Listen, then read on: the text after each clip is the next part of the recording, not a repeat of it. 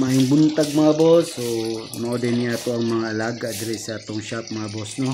So not for sale ni siya. So kung makita niyo mga boss, clear water ni siya. And then mo na itong mga available nga stocks mga boss. Natay mga koi fish nga 3 to 4 inches nga barato ra pud kayo ni siya. And natay mga angel fish nga gwapo kayo. So pwede ra ta ni mo bisita diri mga boss. Makita niyo nga angel fish ay mga gwapo sa gayo na. And then natay flower horn diri mga boss. So mga gagmay. And then kini ato ang pagmalaki nga glow tetra. So lain-lain sa siya color siya mga boss. Natay kapilian.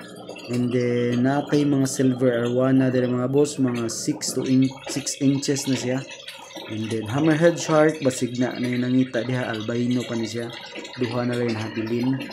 And then natay yellow prince nga sikli dire, basig na nangita sa dani. So bisita lang ta.